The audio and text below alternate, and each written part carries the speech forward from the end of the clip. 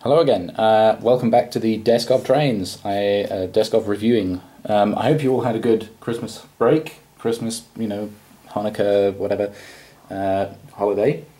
I received quite a few things that I had been thinking about getting for a while, and probably the most important one, which I was very much looking forward to getting, was this. That's right, it's the Amtrak special paint scheme P42. This is made by Aether and distributed through Walthers / the Amtrak store itself. I had a little trouble because they got my card details wrong, so they weren't able to send me one out as soon as they were released, but I did eventually get one, so here it is. It's a really nice paint scheme, I think. The reason I got this one as opposed to any of the other 4 or 5 that I think they've made one for each of, well, the real ones, there's one for each of the types, the phases of the Amtrak scheme, 1, 2, 3, and 4. The 5 one obviously is still the current one. But models, I think they've only made 1, 2, and 3. So I got phase 1 because that was personally my favourite. I do like phase 3, but I've already got quite a lot of phase 3, and I wanted something a little bit different. Plus, this paint scheme was actually the first train I ever got. It's a little F7 by Aether from probably mid-90s sometime.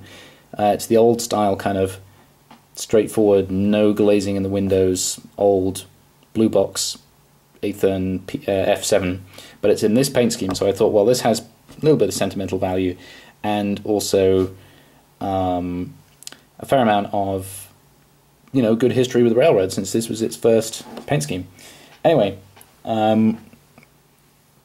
so if you don't know, Amtrak was basically formed in 1971 to take over passenger service from a lot of the floundering passenger railroads, particularly like New York Central, Santa Fe, and so on. A lot of the big railroads weren't doing so well, and they weren't getting the money they wanted. So I think it was Nixon actually created Amtrak. You can look this all up online on Wikipedia, although we'll see, because of course they're blocking it out to protest the SOPA Act. Anyway, let's get right down to the detail. Firstly, this is a slightly retooled version. I mean, there's certain things about the body that's different from the other P42s I've got.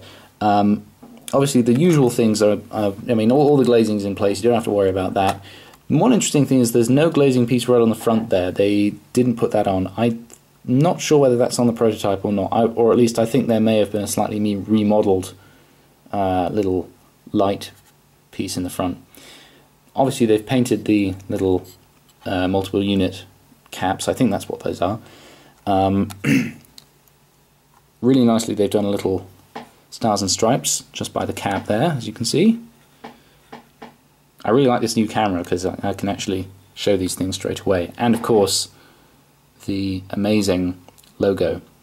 This is probably one of the most distinctive logos of railroad history, I think. And a lot of people don't like it. I think it looks great. I particularly like the shade of blue they've used for this one. Yeah, so, and the lettering is in blue, just like the old SCP-40Fs. Truck detail, a lot of that's put on for you. Pretty much all of it's put on for you. It's all painted black like the prototype. They've actually picked out the ladders in white, which I think is a really nice touch. And now the GE Builders plate is right there. Can we have some focus? Yeah, there we go. It's difficult to hold it still. You can just about make it out. Now, look at that. Beech Grove, that's the workshops where these were done. And if you can just about make that out, that's the little, just to the left of the lettering, that's the outline of Indiana, which is where Beech Grove is. So that's where the workshop was. And there's a little F meaning front. But just look at the detail on that. That just looks fantastic. That little Beech Grove thing is on all 4 of the engines in the different paint schemes. Other side, obviously much the same. The back there's pretty functional. There's not a lot. So the main thing is the front, obviously. I think it's an absolutely beautiful engine, and it looks really good going along with some of my other stock. So that's it for now. I will now attach some landing videos. See you next time.